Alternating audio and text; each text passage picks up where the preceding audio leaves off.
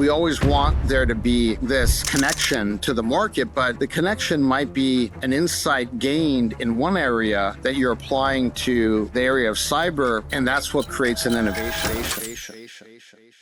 Today, we're excited to welcome Jake Seid, co-founder and general partner at Ballistic Ventures. He's led 10x auction to a $1.6 billion acquisition, backed over a dozen unicorns, and helped launch Lightspeed Venture Partners. With over 20 years in tech and venture, Jake's experience spans pioneering broadband at Cisco, building Stonebridge Ventures, and now investing in the next generation of cybersecurity leaders. He's helped create the broadband standard that took the internet from dial-up to high speed. In this episode, we explore his approach to scaling companies, the evolving threat landscape in cybersecurity, and why AI is reshaping both offense and defense. Jake, what's AI's biggest threat to cybersecurity? It's the challenge that the scope and scale of attacks can ramp up in just unprecedented ways. And then you get to a point where it's no longer possible for humans to defend against AI attackers.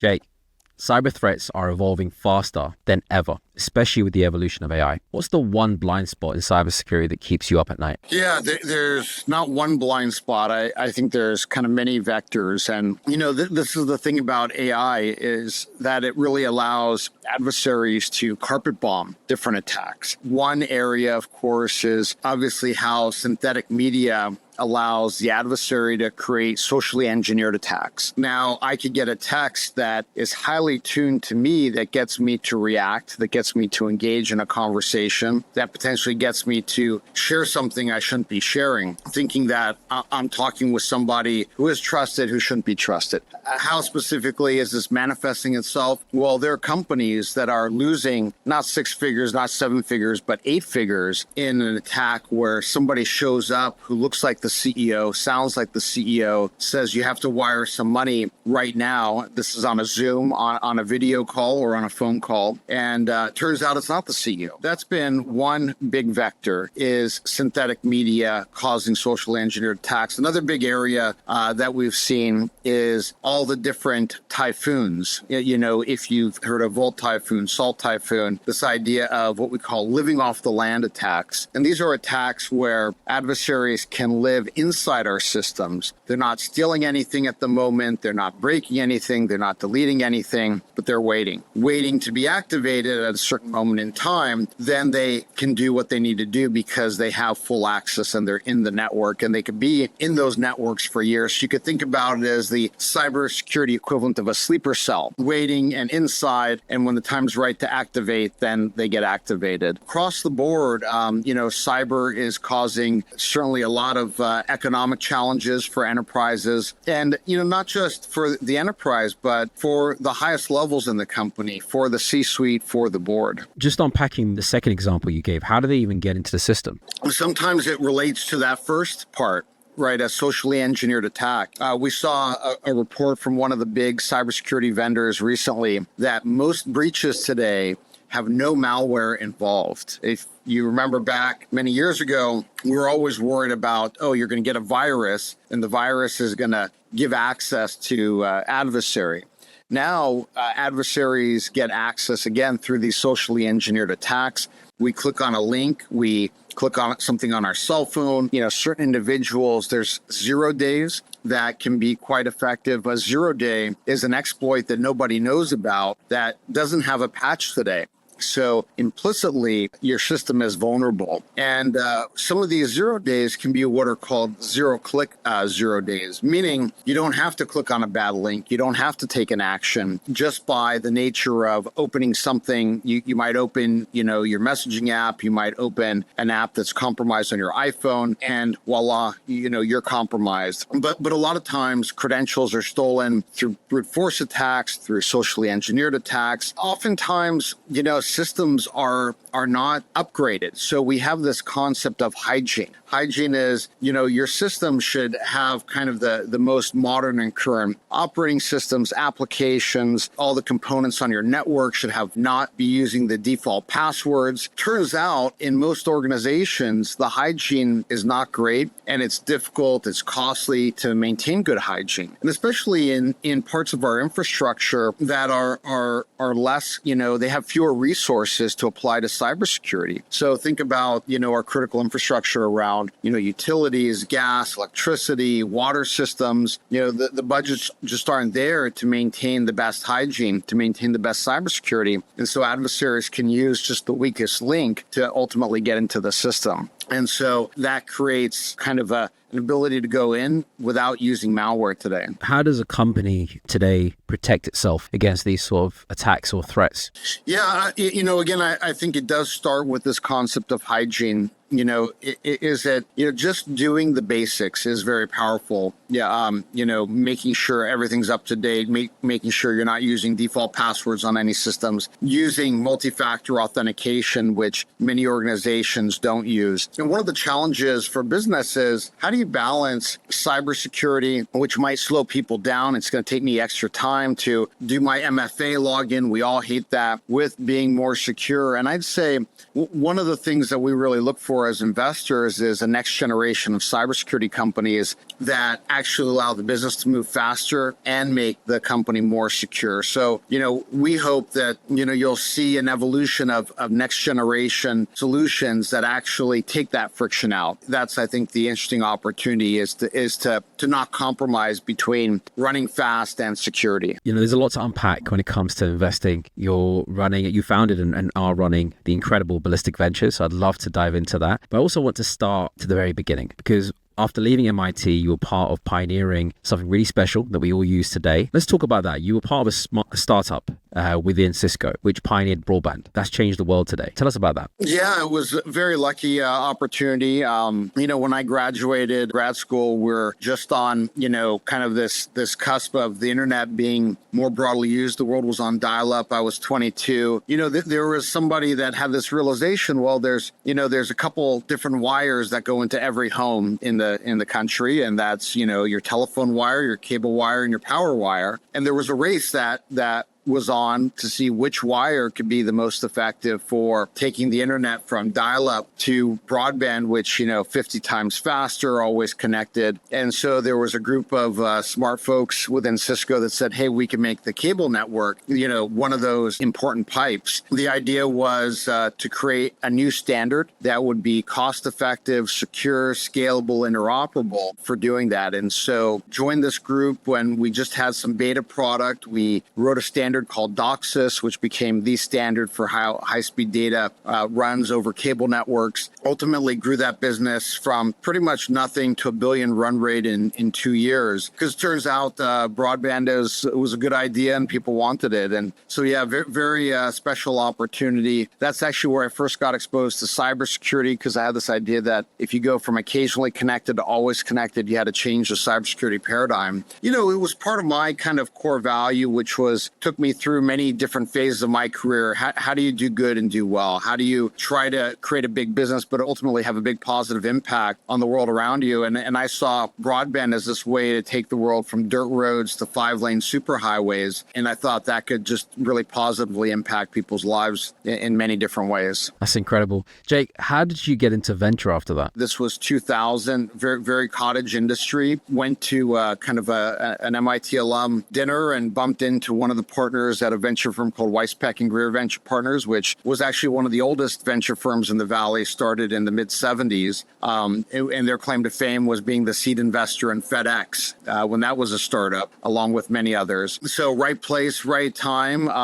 And the industry was growing in 2000 and, got an offer to join Thre and said, hey, this will be a great thing to do for a couple years to learn about what makes a good startup, with a plan of becoming an entrepreneur kind of after a couple years. Turns out that the group of us at Thre decided to spin out And so we spun out and launched Lightspeed Venture Partners. And so it turned into an incredible experience and run. I was the youngest person who launched the firm back in 2000, spent 11 years there, and ultimately one of 6 managing directors on the Global Investment Committee. That's awesome. So you were planning to do this for a couple of years and then become a founder, but you ended up staying there for over a decade, and that's become your career. Over the last 2 decades or more that you've been in venture, what's been your rubric for investing? The rubric can always sound like just motherhood and apple pie. We look for big teams, good markets, big markets, good teams. Question is, what does that really mean? And, at the earliest stage or so, Ballistic Ventures, we focus on early stage cybersecurity, cyber-related investments, Series A and earlier, meaning A, seed, pre-seed incubation. And so, oftentimes, what you're looking for is the market big enough to support an independent public company? We're not going to make a lot of investments, but we want to know that each investment we go in with a thesis of why it can be a large company and ultimately have a very large market opportunity. And the challenge is, you'll get kind of 2 different markets that maybe are an existing market where you're betting you're going to replace some incumbents, or something that's actually a small market today. And you have to have a reason why you believe it's going to be a very big market in the future. And sometimes we get that right. Sometimes we get it wrong. Sometimes we get it right, but our timing is off, or we get it wrong because of our timing is off. And so, So those are all the nuances with, kind of the market, but focused on early stage, right? If everything is going to be known, then it's not going to be an early stage investment. And oftentimes, the entrepreneurs we're backing, sometimes they're repeat entrepreneurs, but sometimes they're first time entrepreneurs. And, their background is as an engineer, their background is, as a product manager or product leader. They haven't necessarily run all the different functions. And so when we think about great teams, we think about folks not that have been there and done it and done everything before, but do we think they can be a great leader? Do we think they can mature into a great leader, evolve into a great leader, and build around themselves? And ultimately, if you're a startup founder, what does a great founder do who's a first-time founder? They build great teams. They build great teams for the company stage that they're at that allows them to take the company to that next inflection point. And what is the next inflection point specifically? It means how can you get to the next stage that reduces significant elements of risk that you had? And this might be risk around the market. This might be risk around the product. That's what great early stage founders do, is they build that team that helps their company go to that next level. So big market and great team. You've invested in many great companies. Looking back over the years, what has been the highlight of a company that at the time you met with a founder or two who are perhaps not as experienced, haven't been there and done it, but you betted on them, and the result is they built an incredible company? I think there's kind of a few that are out there. Off-Chain Labs, which built the Arbitrum protocol. The team there had this bet that they wanted to make. And in that area, they were actually folks whose background was in cybersecurity.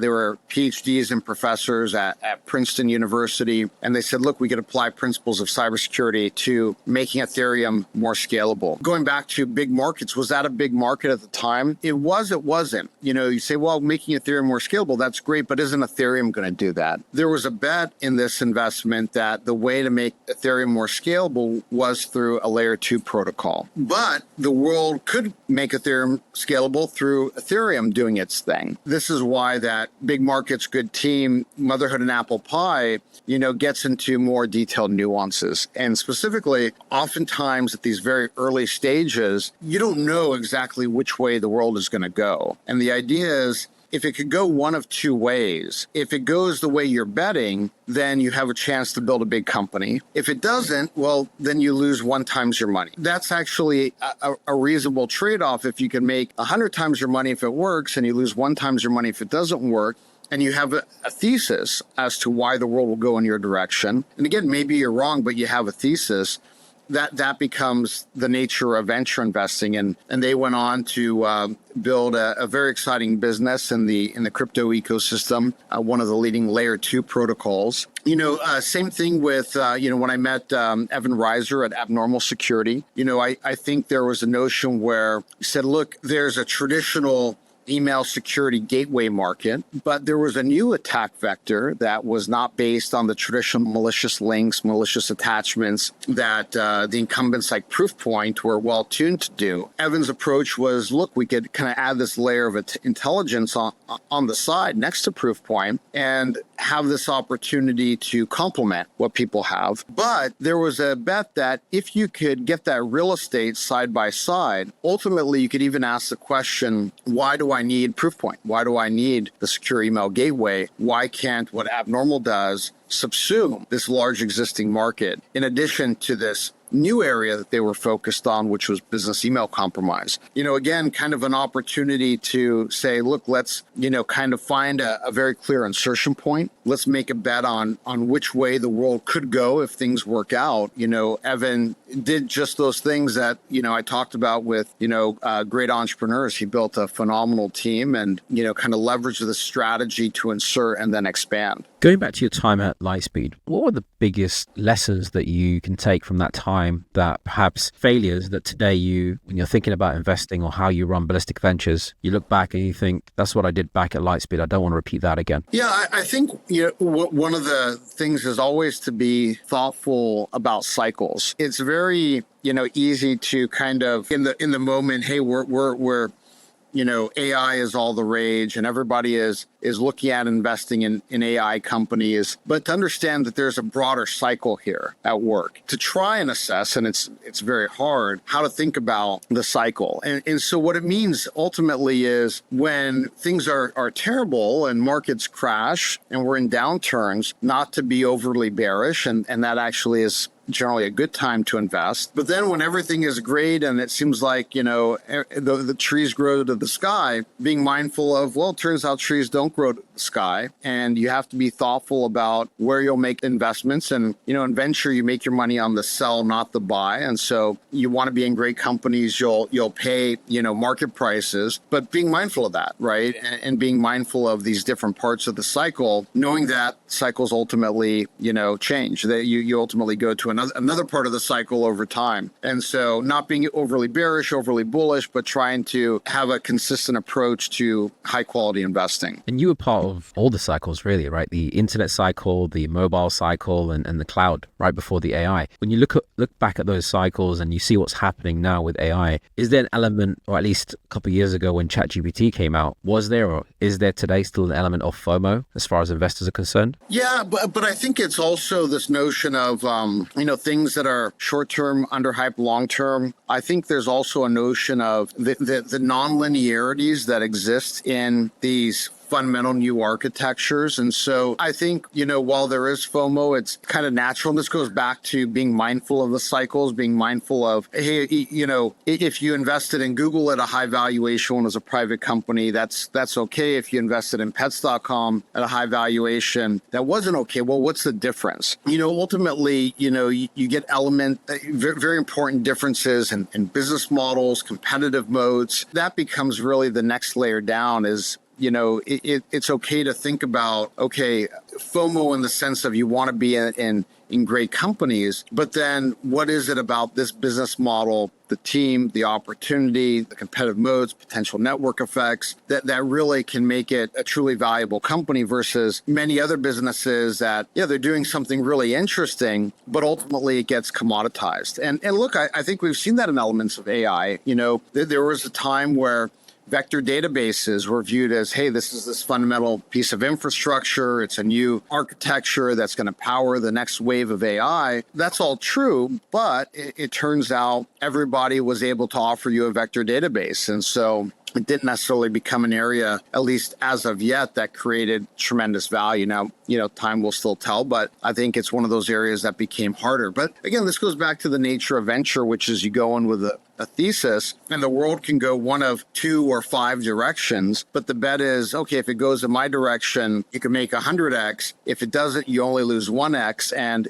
across a portfolio, it works well. Now, if you're the entrepreneur, you don't have a portfolio, right? So, those bets that, the brave entrepreneurs are taking are much more brave than the bets any VC are taking because, we have a portfolio, the entrepreneurs don't. But I think this goes back to the nature of you don't want to be out of the market, and you just have to be mindful of, are you investing because of true FOMO, or is it because you have an investment thesis, you're trying to meet the market, and that's the dynamic. I want to talk about Ballistic Ventures. I think it's a nice segue. You've started a fund that's purely focused on cybersecurity. What was the reason behind that? Why did you choose cybersecurity as the core focus? Well, I think there are a couple reasons. One, for me, it goes back to this idea of doing good and doing well. We could see now that cybersecurity companies can create not billion-dollar companies, not $10 billion companies. You have the $30 billion Wiz acquisition. You have multiple companies now at or near 100 billion market cap in Palo Alto and CrowdStrike. That just didn't exist when I was at Lightspeed. The TAM was not that big. And then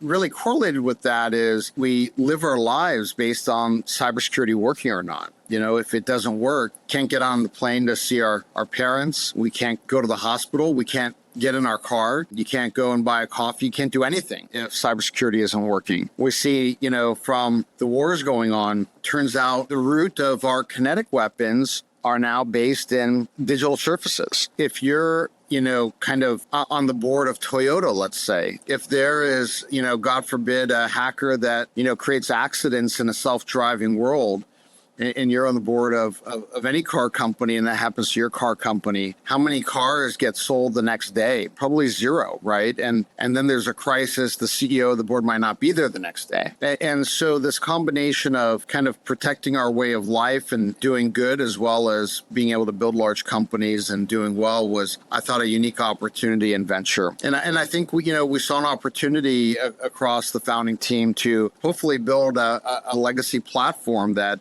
is on this mission for a long, long time. Jake, what's AI's biggest threat to cybersecurity? Yeah, I think it's the challenge that, the scope and scale of attacks can ramp up in just unprecedented ways. And then you get to a point where it's no longer possible for humans to defend against AI attackers. You need AI defenders to defend against AI attackers. And then you have just the next arms race, right? Where it goes back and forth between, the AI attackers being better, the AI defenders being better. And at any moment in time, the pendulum is in one court or the other. The fact that it's kind of now out of our direct hands, so to speak, that we're able to defend ourselves because, the scope and scale is just going to be so sophisticated and so large. You said it's an arms race, and it's interesting. I wrote it down as my next question. When it comes to it being an arms race, is it a fight between an arms race to do good and defend against bad? Or is there companies out there or countries out there that are going after this arms race to do bad? I think the motivations, right, are generally economic. There's obviously going to be political motivations, but,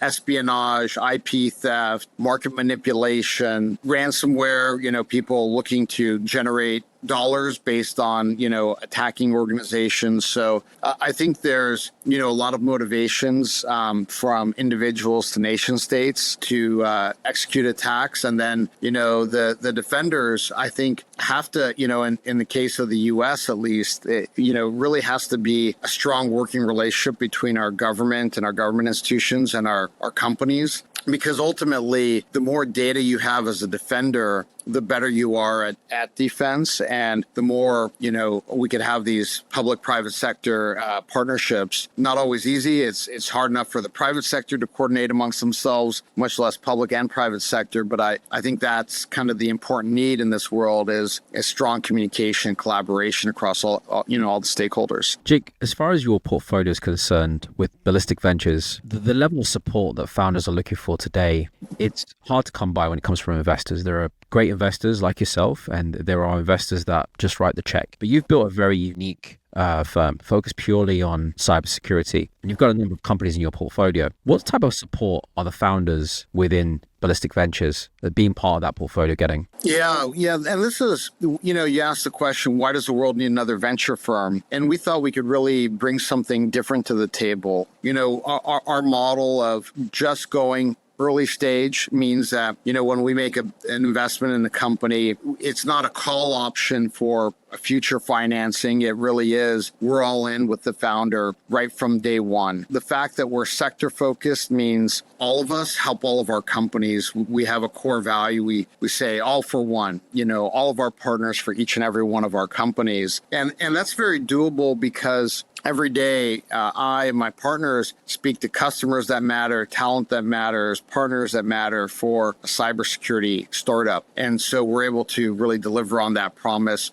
Every event we do, every dollar we spend on events is for the benefit of a company that's in the cybersecurity area. And so we thought that really is a different value. We have smaller, more concentrated portfolios, so we actually have the time to help our companies. And then all of us have deep operating experience. We've each built companies, led companies, and we find that having walked in the entrepreneur's shoes allows us to really be a strong mentor, a strong coach, a strong sounding board. We like to approach things with the founders, not as an investor, but as just somebody who's walked down that road before. And we find that's a lot of the value add that we're able to provide as well, just having walked in their shoes. What does your typical week look like? It really is focused on kind of two main things, evaluating new investments and helping existing investments. Kind of in that pre-investment activity, we're meeting entrepreneurs, we're doing due diligence calls, we're deciding what areas we think are appropriate to make investments in, where we want to be proactive versus reactive. And then on the post-investment side, it really is for each company, what can we be doing to have the most impact and provide the most help for that company at that moment in time. And so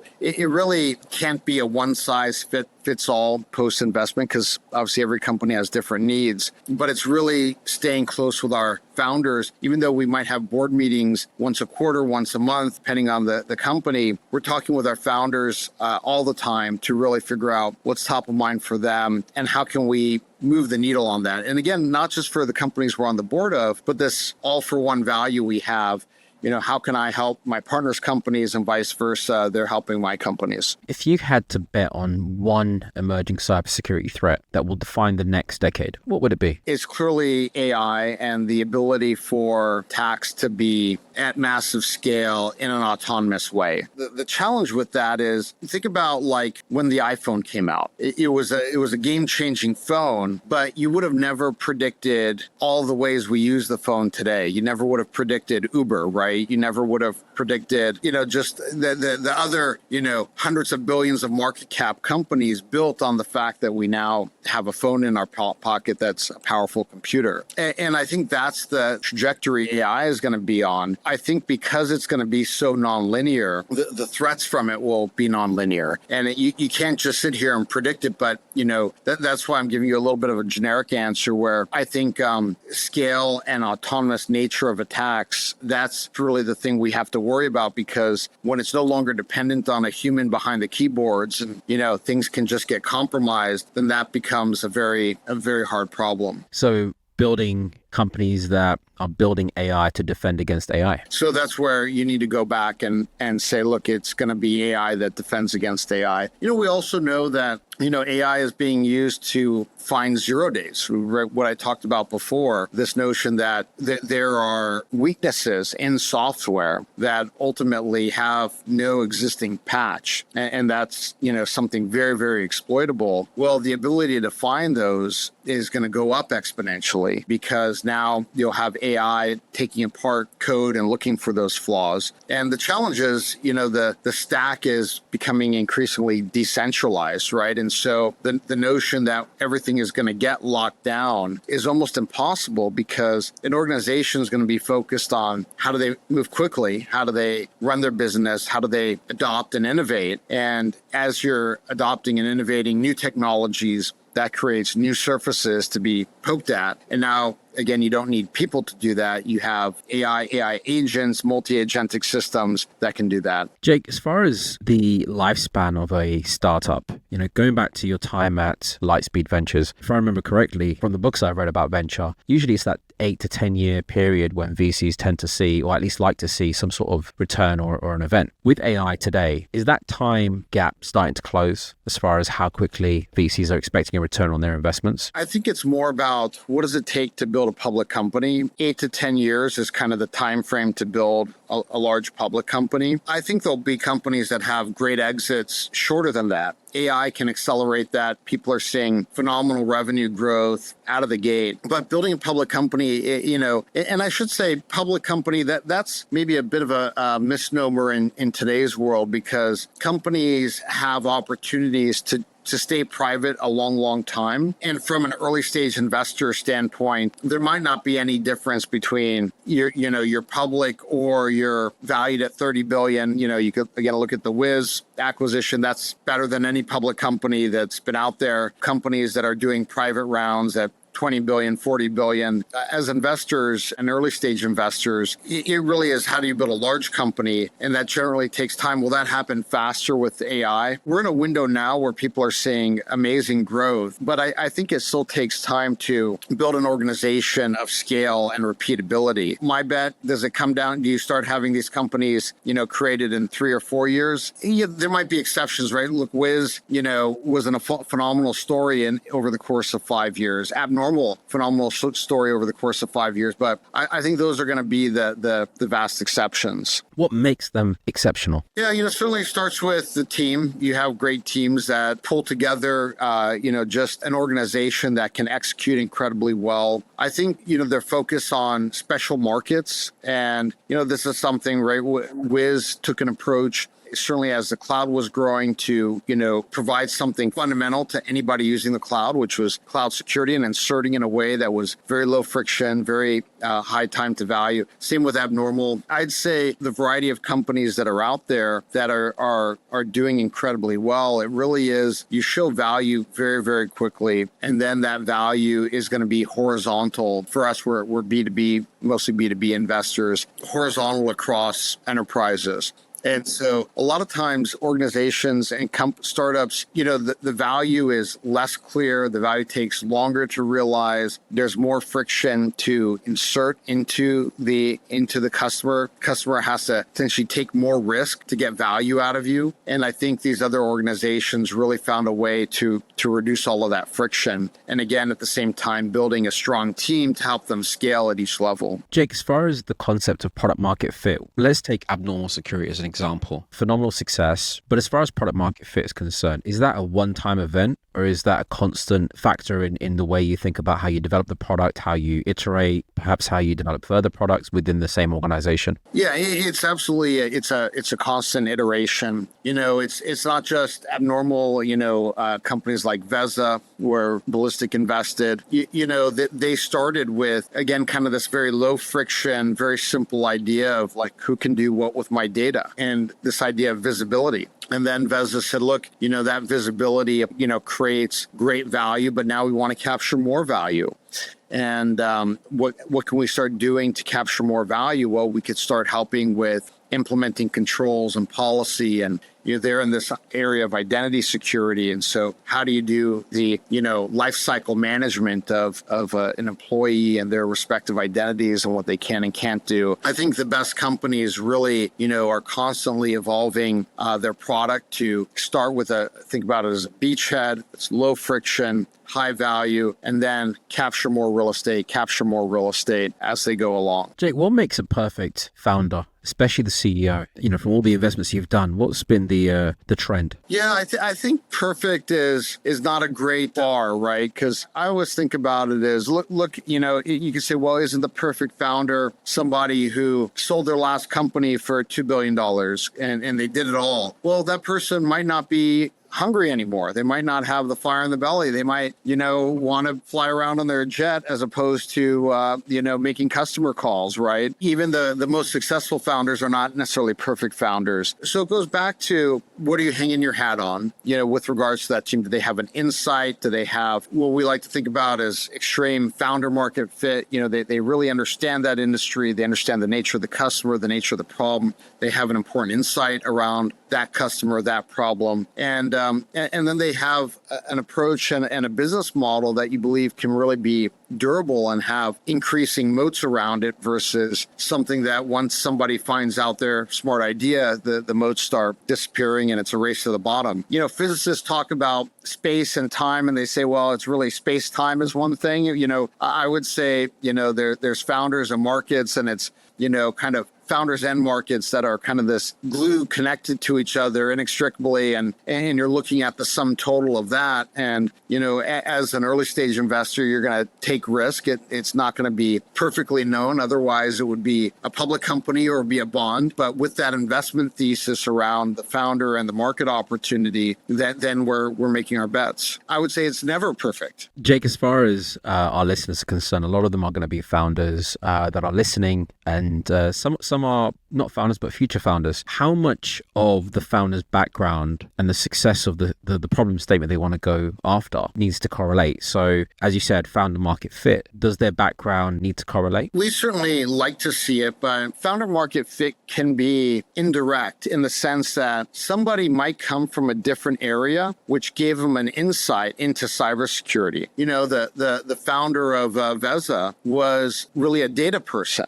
And his insights into data, and this is actually one of the areas in cybersecurity, didn't have a lot of cybersecurity people who deeply understood data. What was really interesting is you now had a founder CEO from the data world who had some insights around how, access to data needed to be improved. And then he, co-founded the company with people and brought people around him who understood other elements of security. Evan at Abnormal came from the ad tech world and brought insights from that world into cybersecurity. So I think we always want there to be this connection to the market, but the connection might be an insight gained in one area that you're applying to the area of cyber, and that's what creates an innovation. If there is no technical moat and the market is super competitive and there's multiple companies in the same area going after the same problem statement, is there still a possibility for a new founder to come in and attack this area because of the execution or the investors they have behind them? Google is a great example of that. They weren't the first search engine. There was Lycos, there was Alta Vista, there was all these other things that you've never heard of because they don't exist anymore because, Google won. But then it goes back to, what is the advantage? What is the opportunity? And how differentiated, is this new solution? And it goes back to, it can't just be a little bit better. Is it an order of magnitude? Is it 50x better? Is it 100x better? Are the benefits quantifiable? Are the benefits soft?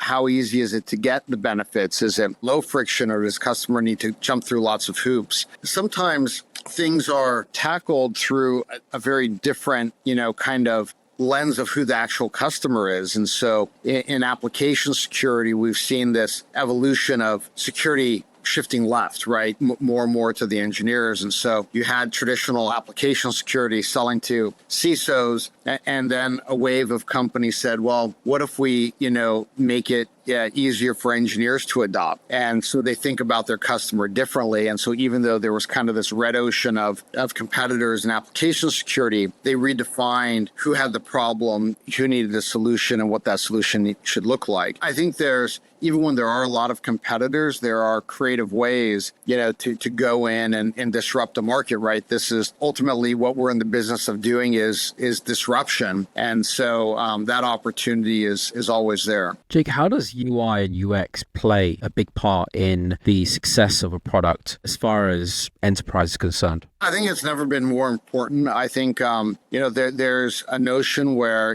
in the enterprise, you actually need consumer grade design. And it's funny because, having started my career at Cisco, we were very proud of the fact that, it was actually, kind of hard to use. And so, we created, the model was, well, we're going to create all this training around how to use this hard stuff, and then it becomes a career badge. So way back when, that was actually a strategy, was stuff was kind of hard to use. And then you gave people certifications on being able to use this hard stuff. And they'd use that for career advancement. And businesses created network effects around their education and training programs that got more people familiar with their products, which allowed them to sell more products, which got more education and training. I think that model is over. I think the model now has to be, you're doing enterprise, it's got to be consumer grade design. You're selling to a technical buyer, still got to be consumer grade design. Relying on, our buyer is super technical and you could skimp on,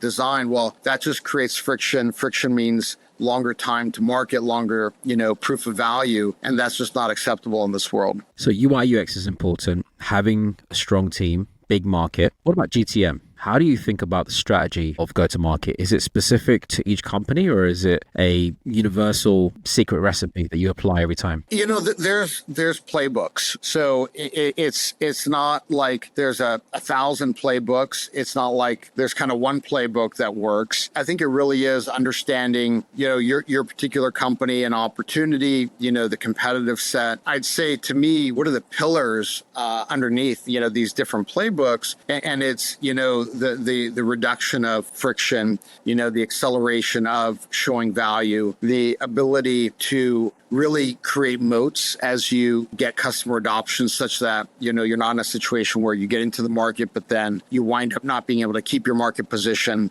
Playbooks from free to play models, open source models to top down enterprise models to the intersection of the two, I think are out there. SMB models being very different than large enterprise models. To me, it all goes back to really thinking about like pulling out friction, accelerating and increasing, value for customers. So that it's a little bit motherhood and apple pie, but surprisingly, a lot of companies don't really think about that. A good example, you think about selling into the SMB space. There's a lot of founders that will overly focus on product and say, well, I could detect and secure that much more. Well, in the SMB segment, there's a lot less emphasis on, is your product functionally better versus what is the customer acquisition cost? What is the, lifetime value? What is the cost to the customer to buy that product? Being very, very mindful about your particular customers and what problems are you solving for them and why does it matter?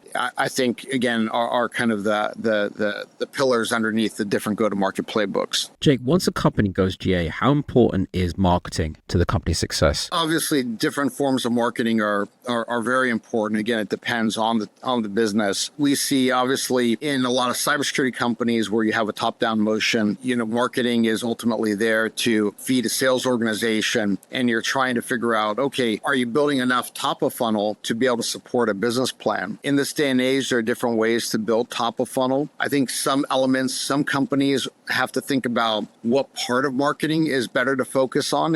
For example, there are some companies that are in very noisy areas. So they really have to be much more clear about their messaging, their positioning. Some companies are in new areas, so they have to figure out how do they articulate what they do and how what they do connects to an existing budget line item. If you come up with a new widget and nobody has a budget for that widget, well, you might be solving a problem, but it's not a problem people know they have. Again, there isn't a one size fits all for marketing. That entrepreneurs really need to think about what marketing problem is the most important problem to solve at their phase in their particular business, and then address it versus just thinking about a general playbook. Jake, as far as the success of a startup in the early days, or if there's a certain time period when you can guarantee or at least see this, there's a certain pattern of success. Looking back over the last 2 decades as an investor, have you noticed a certain pattern in companies that you can just tell this is going to be something special? It's something where, the best situation is there's a problem that everybody knows they have and there's not a great solution today. We saw this with the emergence of the cloud. And again,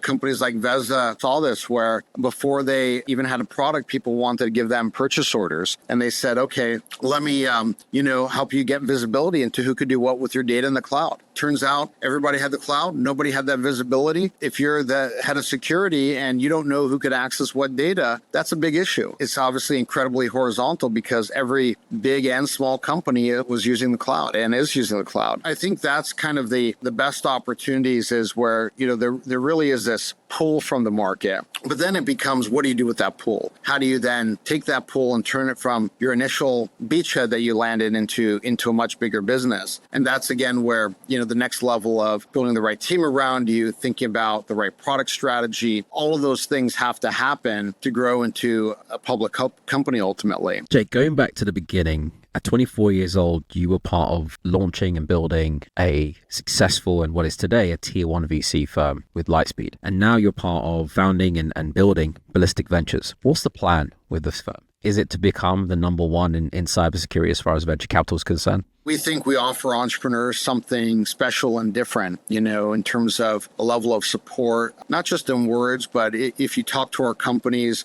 we're the ones who found their biggest customers early on. We're the ones who found their most critical talent. And not just early on. At this point, we've been in business for 3-4 years, across many different stages and helping them ultimately build a repeatable, scalable business. The access they get is not just from the person on the board, or the support they get is not just from the person on the board, but from the entire partnership. And so we do think we offer something quite different and unique from that perspective. And then, this problem isn't going to go away. And so our vision is, how do we build an organization in Ballistic Ventures that outlives all of our useful lives? And, over the coming decades really is the venture firm that's partnering with the best entrepreneurs to solve the biggest and most important problems in cybersecurity. Jake, as an LP, I'm really excited to see that happen, because I really believe in what you're doing. I love the focus. I love the team, and you guys are really special. Outside of the world of business and the world of venture, you've got a lot going on. How do you compartmentalize all this? How do you stay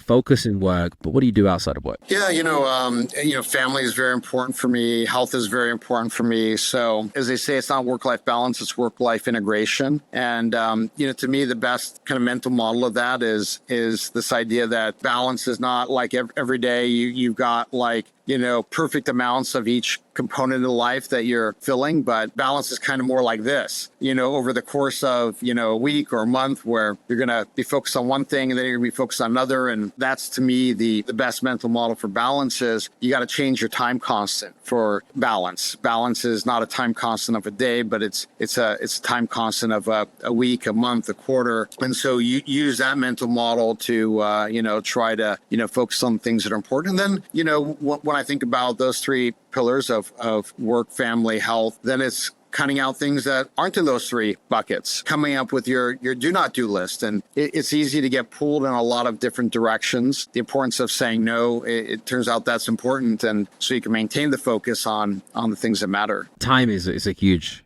commodity to all of this. When we're younger, it's like we've got unlimited amount of time. And no, I completely get it. I think these are three very important things to focus on. I'll ask you one last question. It's a tradition here on the show. As far as our listeners are concerned, they're all going through their own different journeys. They're either starting companies, or they're part of a company, or they're an engineer, they're an investor, and they're thinking about, how can I become better? How can I become a better engineer, better founder, better investor? As far as your career is concerned, when you look back over the last 2 decades, has there been a book that you've read that has truly resonated with you? One that you think, this is something that you can go back to every now and then, and if you were to sit with a founder today, you'd recommend it to them? Yeah, in terms of becoming better at things, I thought there was a great book called Peak. I'm forgetting the name of the author. My understanding of the book was Malcolm Gladwell wrote his famous book talking about 10,000 hours, about how to become an expert in something. My understanding is that book was based on the research of the author of Peak. So they're talking about the science of expertise. He said, I felt compelled to write this book because it's not about 10,000 hours. It's about actually something else. Now, it turns out, yes, a lot of the folks